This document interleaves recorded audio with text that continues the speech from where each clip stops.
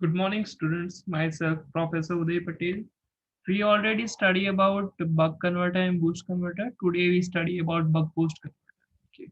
Basically, buck boost converter जो भी है वो आपका DC टू DC कन्वर्टर है. इन द सेंस आपका जो भी आपका इनपुट होगा वो आपका DC होगा, आउटपुट जो भी होगा वो आपका क्या होगा, वो भी आपका DC ही होगा. बट प्रीवियसली जो भी आपकी कन्वर्टर है, यानी कि आपका mainly buck converter and boost converter, जो ऑलरेडी प्रीवियस लेक्चर्स के अंदर कवर अप हो चुका है. उसके अंदर हमने ये देखा था कि जो भी हमारा वोल्टेज मिलता था वो इनपुट वोल्टेज के रिस्पेक्टिवली आपको क्या मिलता था, पॉजिटिव मिलता था. लेकिन जो भी बक बूस्ट कन्वर्टर है उसके अंदर आपको नेगेटिव वोल्टेज मिलता है. ओके, वो एक डिफरेंस है. दूसरा ये डिफरेंस है कि इसके अंदर आपका स्टेप डाउन वोल्टेज भी आपका हो सकता है और स्टेप अप वोल्टेज भी हो सकता है. बक कन्वर्टर के अंदर हमने देखा था कि जो भी आपका इनपुट वोल्टेज है उससे आपका आउटपुट वोल्टेज ऑलवेज आपका कम ही रहेगा. बूस्ट वोल्टेज के अंदर हमने ये देखा था कि भले ही आप 0.3 रखो या 0.2 रखो ड्यूटी रेशियो को, आपका इनपुट वोल्टेज से आपका आउटपुट वोल्टेज क्या होता है कि ऑलवेज आपका हायर ही होता है. बक बूस्ट कन्वर्टर के अंदर ऐसा नहीं है. उसके अंदर आपका डिजायरेबल वोल्टेज जो भी होगा वो आपको मिल जाएगा. यानी कि अगर आप इनपुट वोल्टेज 10 देना चाहते हो और आपका आउटपुट वोल्टेज आपको रिक्वायर्ड है 20, तो आप 20 भी ला सकते हो. और 5 वोल्टेज चाहिए तो वो 5 वोल्टेज भी आपका आ सकता है. फर्स्ट ऑफ ऑल हमें इसका ऑपरेशन जो भी होता है, ओके, उसके रिगार्डिंग थोड़ा सा हम देख लेते हैं कि उसका ऑपरेशन होता कैसे. तो फर्स्ट ऑफ ऑल तो ये आपका मेनली फिगर है. ओके, जो भी आपका मेनली बक बूस्ट कन्वर्टर का मेन डायग्राम जो आप बोलते हो वो ये डायग्राम है. ओके, यहाँ से आपका पॉजिटिव नेगेटिव आपका ये सोर्स वोल्टेज दिया गया है विच इज डीसी वोल्टेज. यहाँ पे आपकी सेमीकंडक्टर स्विच है which can be IGB, MOSFET, BJT, okay, any switch, okay, depending upon your application. Mostly आपका जो भी स्विच यूज होता है वो आपका एससीआर या आईजीबीटी स्विच यूज होता है. Okay, this is inductor. Okay, it is used for filtering purpose. Okay, this is capacitor. It is also used for filtering purpose as well as power flow from input to output, or we can say that it is provided constant voltage to load.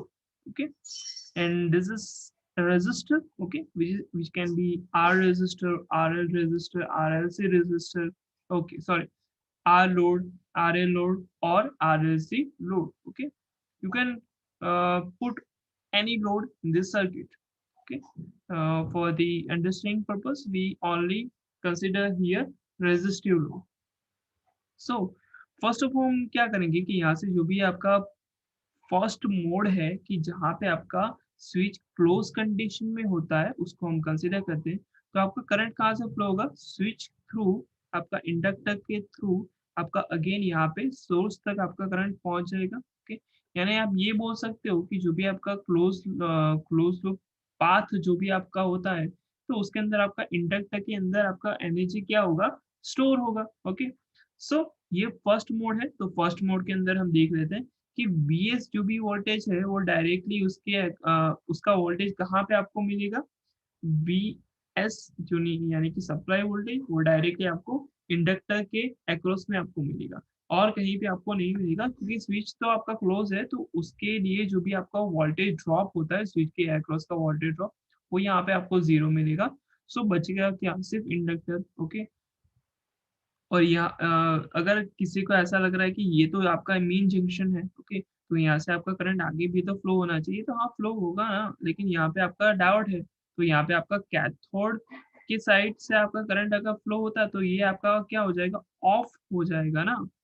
We already know about basic thing of doubt, so we not much discuss about this particular doubt off condition या on condition. Okay, so basically यहाँ पे आपका doubt of होता है, सो आपका current आगे flow नहीं करता. तो आपका मेन लूप कहाँ तक ही होता है, इंडक्टर तक ही होता है. उस टाइम आपका जो भी इंडक्टर होता है उसके अंदर एनर्जी इंक्रीज होने की वजह से आपका जो भी आपका आईएल करंट होगा वो यहाँ पे इंक्रीमेंट मोड में आपको जाएगा. और जो भी आपका स्विच के अंदर से करंट फ्लो होगा वो किसको रिफर करेगा, इंडक्टर के करंट के फ्लो को आपको वो रिफर करेगा. सो यहाँ पे आपका करंट क्या होगा, इंक्रीजिंग मोड में ही होगा.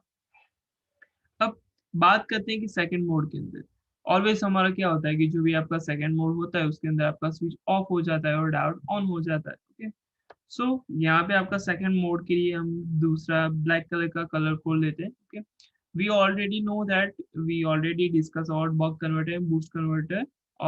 In that we discuss about the current flowing through the inductor after second in the second mode. Okay, in that what happen कि जो भी आपका इंडक्टर होगा वो चार्ज होने के बाद जो भी उसकी डायरेक्शन में जो पहले की डायरेक्शन में करंट फ्लो हो रहा था उसी डायरेक्शन में वो डिस्चार्ज करता है, उसके अंदर की एनर्जी जो भी होती है वो डिस्चार्ज उसी डायरेक्शन में होती है। तो कहाँ पे जाएगा करंट, इस साइड से आपका कैपेसिटर में गया। ओके, और यहाँ से आपका जो भी जंक्शन के थ्रू आपका करंट कहाँ पे जाएगा, रेजिस्टिव में जाएगा। ओके, दोनों करंट यहाँ पे आपके क्या होंगे, ऐड होंगे इस जंक्शन पे अगेन,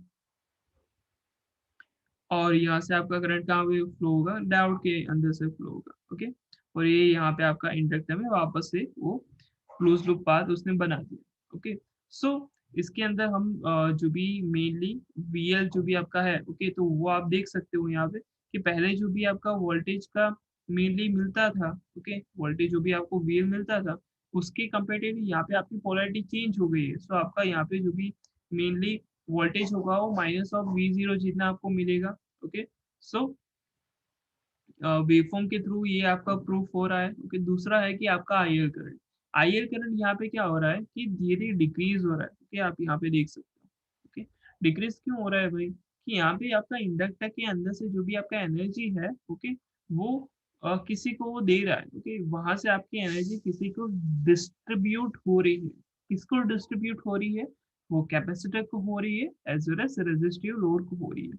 सो उसका जो भी करंट है वो ग्रेजुअली डिक्रीज हो रहा है। ओके, आईएस करंट का वेवफॉर्म जो भी है वहां पे आपको जीरो आपका करंट मिल रहा है। वाई, बिकॉज यहाँ पे आपका स्विच क्या है, ओपन कंडीशन में है। ओके, दैट्स वाई यहाँ पे जो भी आपका आईएस जो भी करंट है वो आपको जीरो मिल रहा है। ओके, सो यहाँ पे आपका जो भी रिमेनिंग वेवफॉर्म है, ओके, वो अप टू सोन आपका क्या होता जाएगा, रिपीट ही होता जाएगा। ये इतना आपका टोटल जो भी साइकिल है या टोटल जो भी वेवफॉर्म है वो उसके बाद वो रिपीट हो रहा है, देख सकते हो यहाँ पे। ओके, सो ये है बक बूस्ट कन्वर्टर।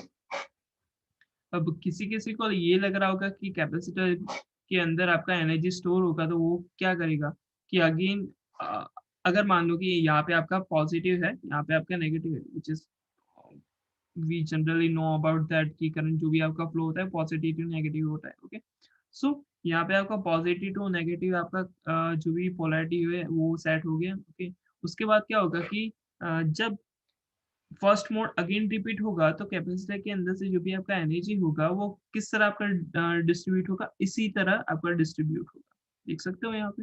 तो इस तरह से आपका अगर करंट फ्लो होता है तो रेजिस्टिव लोड में अगेन क्या होगा, यहाँ पे उसकी रेफरेंस पोलैरिटी के अपोजिट पोलैरिटी में करंट फ्लो होगा। सो यहाँ पे आप क्या हो सकते हो, जो भी वोल्टेज मिलेगा वो आपको नेगेटिव मिलेगा। ठीक है, फर्स्ट मोड के अंदर हमारा हमने ये कंसिडर किया था कि कैपेसिटर जो भी है ना उस टाइम चार्ज नहीं था। ओके, इसलिए मैंने फर्स्ट मोड के अंदर ये वाला पार्ट इंक्लूड नहीं किया था। बट जब सेकंड मोड आया, जब कैपेसिटर चार्ज हुआ तो ये उसके बाद का जो भी फर्स्ट मोड जो रिपीट होता है ना तो उसके साथ साथ ये भी साइमल्टेनियसली आपका कैपेसिटर डिस्चार्ज होगा। ओके, जो जस्ट हमने अभी डिस्कशन कर लिया। Okay, now what about this, okay, यहाँ पे एक्चुअली जो भी इक्वेशन है वो यहाँ पे आप negative minus of D consider कर लेना। ओके, काफी सारी बुक के अंदर ऐसा दिया गया होगा डी अपन डी माइनस वन, या काफी सारी बुक के अंदर minus D upon one minus D दिया होगा। ओके, सही इक्वेशन यही है। ठीक है, तो आप कंसीडर एक बार कर सकते हो। सॉरी, यहाँ पे आपका माइनस 98.57 आएगा, यहाँ पे मैं आपका माइनस 536.66 आएगा। इक्वेशन क्या बनता है कि V zero upon V is equal to minus D upon one minus D. Okay, यहाँ पे हमें वी जीरो रिक्वायर्ड है तो हम यहाँ पे वी जीरो को प्रोडक्ट में बनाएंगे as previously discussed. We already discussed the buck converter and boost converter theory. Okay, in that we take the Vn voltage as a 230 voltage and D is equal to 0.3. We have again repeat this reference value. Okay, so we can compare the whole thing with buck boost and buck boost converter, all three converters with same reference value. Okay, यहाँ पे आप V0 को अगर आप product जो भी values हैं okay उसके अंदर आप रखोगे तो आपको जो भी वोल्टेज मिलेगा वो इनिशियली क्या मिलेगा, अगर आप 0.3 रखते हो तो 98.57 मिलेगा। जब आप 230 वोल्टेज दे रहे हो, 0.7 दे रहे हो तो उसकी वजह से आपको क्या मिलता है, 536 वोल्टेज मिलता है। सो आपको क्लियरली यहाँ पे दिख रहा होगा कि जो भी आप यहाँ पे 0.5 से नीचे अगर आप ड्यूटी रेशियो रख रहे हो तो आपको कम वोल्टेज मिलता है, और 0.5 से ज्यादा वोल्टेज रखते हो तो आपको क्या मिलता है, उससे आपका इनपुट वोल्टेज से ज्यादा वोल्टेज मिलता है, बट डिफरेंस सिर्फ इतना है कि आपको नेगेटिव में मिलता है। सो अगर आपको बक बूस्ट कन्वर्टर यूज करना है ओके, तो उसके लिए आपको जो भी लास्ट में आउटपुट वोल्टेज आएगा उसके लास्ट में जो भी दो टर्मिनल होंगे उसको आपको इंटरचेंज करना होगा लोड को देने के लिए।